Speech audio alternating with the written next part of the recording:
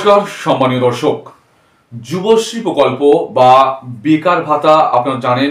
আপনারা যারা যে যুবশ্রী প্রকল্পেতে এমপ্লয়মেন্ট ব্যাংকের নাম লিখিয়েছেন, সেই 2013 থেকে অনেকে আছেন, 2015-18 অনেকে কিন্তু একবারও যুবশ্রী প্রকল্পের যে মাসে 1500 টাকা করে দেওয়া হয় 18 বছর বয়স যাদের, সেই অনেকেই একবারও আপনারা পাননি। এবং যারা যুবশ্রী প্রকল্পে টাকা পাচ্ছিলেন এবং অনলাইনে আপনারা কিন্তু অ্যানাক্সার 3 জমা দিয়েছেন, তাদের আবার নতুন করে আজকের কিন্তু 3 তারিখে কিছু SMS এসছে। এই SMS মানে কি আপনার টাকা পাওয়া বন্ধ হয়ে যাবে? যুবশ্রীর যে 2-3 মাসের টাকা অনেকে পাননি এখনো, সেই যুবশ্রীর যে বেকার ভাতা যে টাকা 3-4 মাস পেলেন না, সে টাকাটা তাহলে কবে শুরু হবে? একাধিক প্রশ্ন আছে এই যুবশ্রী বা বেকার ভাতাকে কেন্দ্র করে। আর আপনারা যারা নতুন যুবশ্রী বা বেকার ভাতা জিনিসটাই জানেন না, বলে রাখি, এই পশ্চিমবঙ্গ সরকারের যে যুবশ্রী প্রকল্প বা বেকার ভাতা বিষয়টা একই। তাতে আপনার বয়স 18 বছর হলে এবং ন্যূনতম 8 পাস হলেই আপনার কিন্তু আপনি মাসে 1500 টাকা করে ভাতা পাবেন। এবং এটা 18 থেকে 45 বছর পর্যন্ত যুবক যুবতী অর্থাৎ ছেলে মেয়ে সকলেই পাবেন। যারা এখনো আবেদন করেননি, আপনারা আবেদন করুন এবং এই যুবশ্রী প্রকল্প বা বেকার ভাতাতে নাম এমপ্লয়মেন্ট ব্যাংকের নাম নথিভুক্ত করুন। কিভাবে করতে হবে আমি পরের ভিডিও দিয়ে দেবো। নথিভুক্ত করলে আপনি কিন্তু মাসে এই টাকাটা পাবেন। এবার আমি পয়েন্টে আসছি। যুবশ্রী প্রকল্পে প্রথম হচ্ছে, আগে বলি, যারা পাচ্ছে, যারা প্রাপক, যারা পাচ্ছেন, আপনাদের কিন্তু এই অ্যানাক্সা 3 যে ফর্মটা সেটা কিন্তু ফিল আপ করতে বলা হয়েছে এবং অনেকেই ফিল আপ করে নিয়েছেন অনলাইনে। আবার কিন্তু ওখানে ডেট একটা এক্সটেনশন করে দিয়েছে 19/3 অর্থাৎ মার্চ মাসের 19 তারিখ পর্যন্ত জেলা অফিসে অফলাইনে আপনাদের কিন্তু জমা করার কথা বলা হয়েছে। যারা জমা করতে পারেননি তাদের কিন্তু জমা করার কথা বলা হয়েছে। এক্সচেঞ্জ অফিসের সাহায্য নিতে পারেন, নিয়ে এই কাজটা করতে আপনারা করুন। আর যারা নতুন, অ্যানাক্সা 3 মানেটা অন্য কিছু নয়। অ্যানাক্সা 3 ফর্ম ফিল আপ মানে হচ্ছে যে এটা হচ্ছে আপনি কোনো চাকরি করেন, আপনারা কিন্তু এই টাকাটা পাবেন না। আপনারা কোনো গভর্নমেন্ট জব করেন না, তাতে একটা তাতে একটা সার্টিফিকেট আকার থাকবে যে আমি কোনো জব কিন্তু পাইনি, সেটা। আরেকটা হচ্ছে কি না, আর আপনার এই যে টাকাটা 1500 টাকা করে ভাতা দিচ্ছে, তার মিনিংটা হচ্ছে এইরকম যে সেটা খাওয়ার জন্য ঠিক নয়। এটা হচ্ছে যুবশ্রী প্রকল্প টাকাটা আপনি কোনো স্কিল করেছেন, কোনো কিছু দক্ষতা শিখেছেন, সেই কাজে আমার সার্টিফিকেট একটা দেখাতে হয়, ওই সমস্ত সম্পর্কীয় কাগজ দেখাতে হয় যে হ্যাঁ আমি কম্পিউটারে কোর্স করেছি, এইরকম একটা ব্যাপার আর কি। অ্যানাক্সা 3টা ফিল আপ করুন। এবারে সবচেয়ে বড় সমস্যা, যুবশ্রী প্রকল্পের অনলাইনে ফর্ম ফিল আপ করেছেন, হঠাৎ করে আজকের কিন্তু বেশ কিছু জনের মেসেজ এসেছে।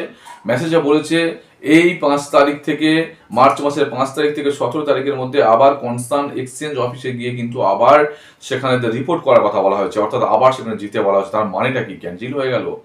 হ্যাঁ, বিষয়টা হচ্ছে তার মানেটা ক্যান্সেল হয়ে গেল না, সেটা কিন্তু তো আপনাদের যে অনলাইনে ডকুমেন্ট ভেরিফিকেশন করেছেন, ডকুমেন্টগুলো দিয়েছেন, সেইগুলোকে কিন্তু ওনারা যাচাই করবে, সশরীরে ওইগুলো কিন্তু দেখবে, সমস্ত কাগজপত্রগুলো আপনারা কিন্তু নিয়ে যাবেন।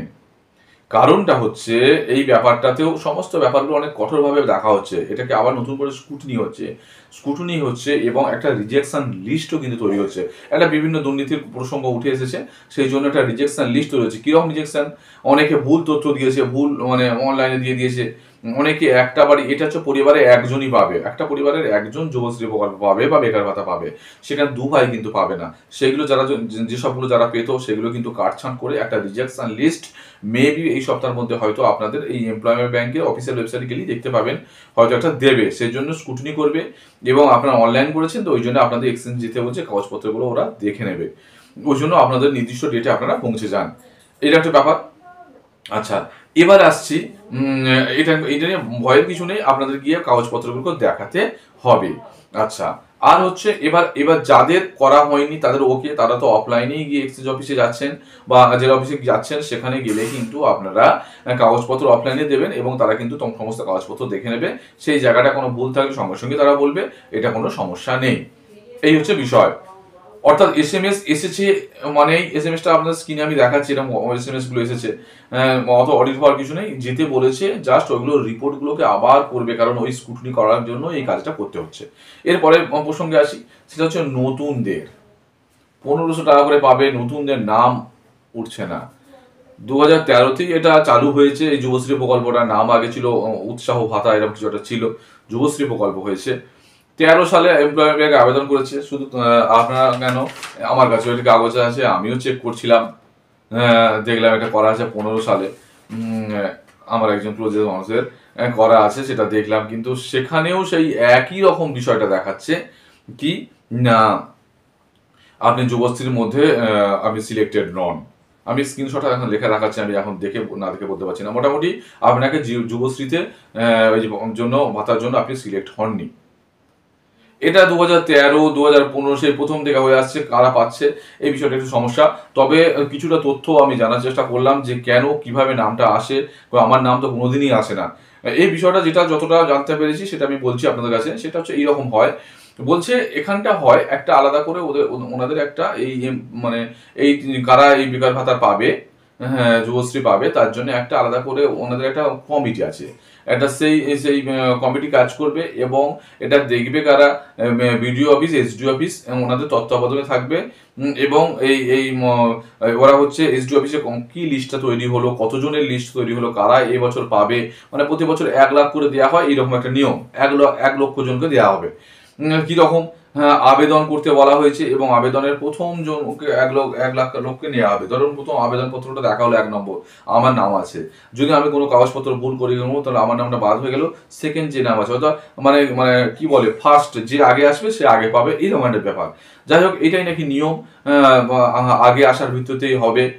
এবং সেই ফাইনাল ওই যে কমিটি আছে, ফাইনাল লিস্ট ওরা দেখে নেয় যে এই এসডিএফ আন্ডারে কজন পেলো, কত টাকা লাগবে, তারা শ্রম দপ্তরের কাছে রিপোর্ট পাঠায়, শ্রম দপ্তর অর্থ দপ্তরে পাঠায়, অর্থ দপ্তরকে টাকা স্যাংশন করে, এবং এখানে একটা বৈধ ব্যাংক অ্যাকাউন্টের নাম্বার থাকে, দিতে হয় সিঙ্গেল অ্যাকাউন্ট নাম্বার, যে অ্যাকাউন্টে টাকাটা চলে আসে। এটা হচ্ছে নিয়ম।